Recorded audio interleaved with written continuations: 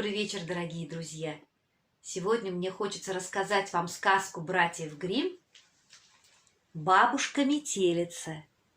А вы устраивайтесь поудобнее и слушайте. Давным-давно жила в деревне одна вдова, а при ней дочь и падчерица. Дочка была ленива и некрасива, а падчерица и умна, и прилежна, и собой хороша. Да только вдова не видела недостатков своей дочери, все ей прощала, все разрешала, а падчерицу терпеть не могла, заставляла ее работать с утра до ночи. Однажды ранним утром, когда все еще спали, падчерица сидела у колодца и пряла. Ее натруженные пальчики так устали, что на них выступила кровь. Девушка, увидев, что веретено запачкано кровью, наклонилась над водой, чтобы обмыть его. Но вот незадача. Веретено выскользнуло и упало на дно колодца. Заплакала девушка и побежала к мачехе, чтобы поделиться неприятностью. Но напрасно она ждала сочувствия. «Как уронила веретено, так и доставай!» — отрезала злая мачеха. «Да смотри, с пустыми руками не возвращайся!» Делать нечего. Заливаясь слезами, пошла бедняжка к колодцу, закрыла глаза и бросилась в воду. Когда девушка очнулась, она увидела, что лежит посреди поля, среди прекрасных цветов, а с неба на нее глядит ласковое солнце. Поудивлялась девушка, да и пошла себе по полю. Вдруг видит, печь стоит, а в нее хлеб посажен. Заговорила тут печка человеческим голосом. «Милая девушка, вынь поскорее хлеб, он уже испекся, как бы не сгорел». Трудолюбивая девушка схватила лопату и вытащила хлеб из печи. Пошла на себе дальше и увидела развесистую яблоньку, всю усыпанную спелыми румяными яблочками. «Ах!» — вздохнула яблоня, «потряси меня! Мне так трудно стоять под тяжестью спелых яблок, того и гляди, ветки сломаются». Потрясла девушка яблоню, яблочки дождем посыпались на землю. Сложив их в кучу, девушка пошла дальше. Шла она и увидела красивый домик, а у окошка сидела обычная бабушка, каких много. Вот только изо рта ее торчали необыкновенно большие и белые зубы. Эти-то зубы так напугали бедную падчерицу, что она бросилась бежать. Но старуха остановила ее. «Куда ты, глупышка? Я не сделаю тебе ничего дурного. Оставайся у меня жить. Будешь мне по дому помогать, перину и подушки взбивать. Работа несложная, но выполнять ее надо тщательно. Если будет из моей перины пух лететь, значит, на земле снег пойдет. Ведь я бабушка-метелица». «Хорошо», — сказала девушка, — «я останусь у вас». Она тут же отправилась в спальню и начала так взбивать перину и подушки, что пух полетел во все стороны. Бабушка-метелица осталась очень довольна. Так и зажили они вдвоем. Прошло некоторое время, и девушка заскучала. Она и сама не понимала, почему это произошло. Ведь мачеха ругала и обижала ее, а старушка нежно любила. Но только родной дом ничто не заменит.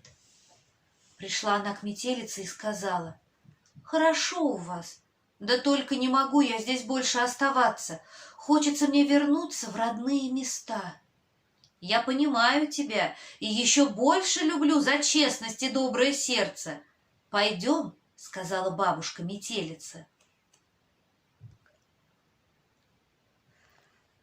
Взяла она девушку за руку и подошла к золоченым воротам. Ворота открылись, и когда девушка проходила через них, на нее вылился золотой дождь. Ее волосы и одежда засверкали на солнце. «Это тебе мой подарок, дитя мое», — сказала бабушка-метелица. Потом она вручила девушке ее веретено, которое тоже стало золотым. Поцеловала ее и исчезла. Ворота закрылись, и девушка оказалась наверху, на земле, с веретеном в руках. Она решила, что все это ей пригрезилось, и быстро пошла домой.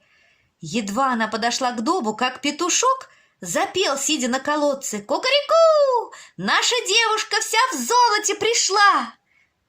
Увидев ее, мачеха с дочкой обомлели. Даже ругать не стали за отлучку, только давай спрашивать, откуда такое богатство. Падчерица не стала лукавить, а честно обо всем рассказала. И решила мачеха, что пора бы и ее дочери разбогатеть.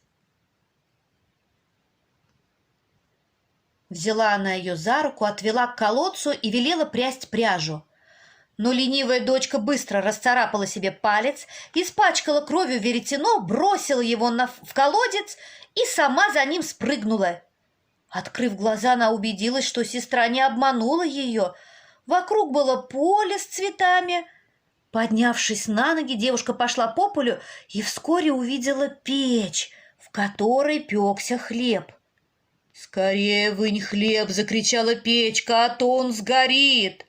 «Еще чего?» — ответила ленивица. «А вдруг я себе ручки обожгу?»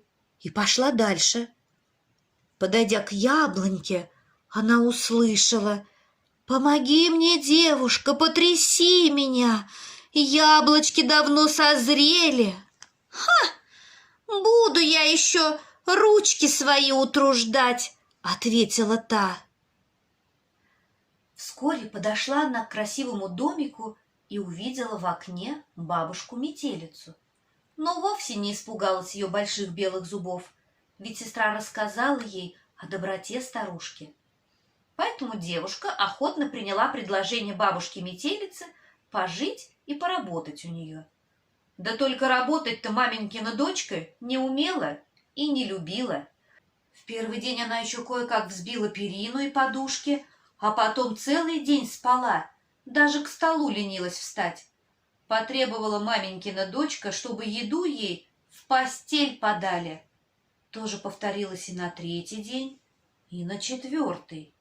Надоело это бабушке-метелице, и она сказала: «Ты, девушка, нехорошая и ленивая, уходи!» Взяла старушка девушку за руку и повела к золоченым воротам. Лентяйка обрадовалась. Вот-вот, сейчас золотой дождь прольется. Только рано она радовалась. Едва ворота распахнулись, как на голову лентяйки вылилась полная бочка дегтя. «Вот тебе и награда за твой труд», — сказала бабушка-метелица и захлопнула ворота. Очутилась девушка наверху и, чумазая-причумазая, побрела к дому. Увидел ее петушок и запел: «Кукареку! Наша грязнуля вся в дегсте воротилась!» Мачеха мыла свою дочку, терла ее мочалкой, терла, да только деготь так въелся в кожу, что ничем его было не отмыть. Вот так строгая, но справедливая бабушка-метелица наказала лентяйку и наградила труженицу. Вот и сказки конец. А кто слушал, молодец. Спокойной всем ночи.